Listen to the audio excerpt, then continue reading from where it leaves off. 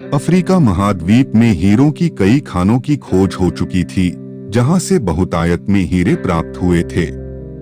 वहां के एक गांव में रहने वाला किसान अक्सर उन लोगों की कहानियां सुना करता था जिन्होंने हीरों की खान खोजकर अच्छे पैसे कमाए और अमीर बन गए। वह भी हीरे की खान खोजकर अमीर बनना चाहता था।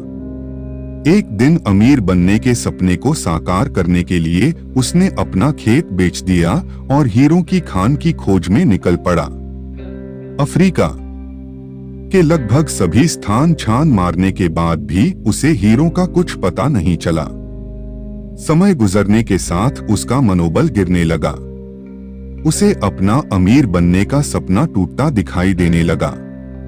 वह इतना हताश हो गया कि उसके जीने की तमन्ना ही समाप्त हो गई और एक दिन उसने नदी में कूदकर अपनी जान दे दी।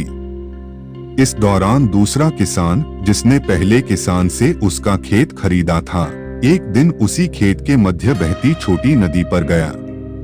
सहसा उसे नदी के पानी में से इंद्रधनुषी प्रकाश फूटता दिखाई पड़ा। उसने ध्यान से देखा तो पाया कि नदी के किनारे एक पत्थर पर सूर्य की किरणें पड़ने से वह चमक रहा था। किसान ने झुककर वह पत्थर उठा लिया और घर ले आया। वह एक खूबसूरत पत्थर था। उसने सोचा कि यह सजावट के काम आएगा और उसने उसे घर पर ही सजा लिया। कई दिनों तक वह पत्थर उसके घर पर सजा रहा। एक दिन उसके घर उसका एक मित्र आया। उसने जब वह पत्थर देखा तो हैरान रह गया। उसने किसान से पूछा, मित्र, तुम इस पत्थर की कीमत भी जानते हो?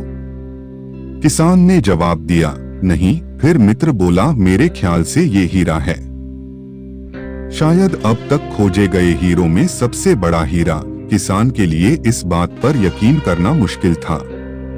उसने अपने मित्र को बताया कि उसे यह पत्थर अपने खेत की नदी के किनारे मिला है। वहां ऐसे और भी पत्थर हो सकते हैं।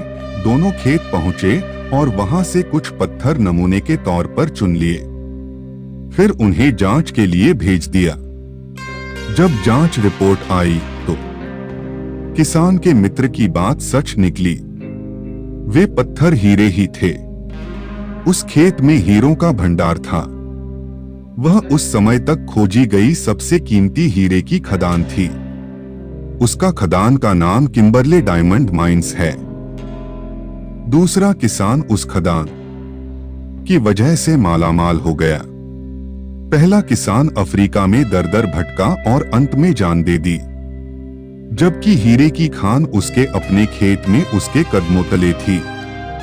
इस कहानी में हीरे पहले किसान के कदमों तले ही थे, लेकिन वह उन्हें पहचान नहीं पाया और उनकी खोज में भटकता रहा।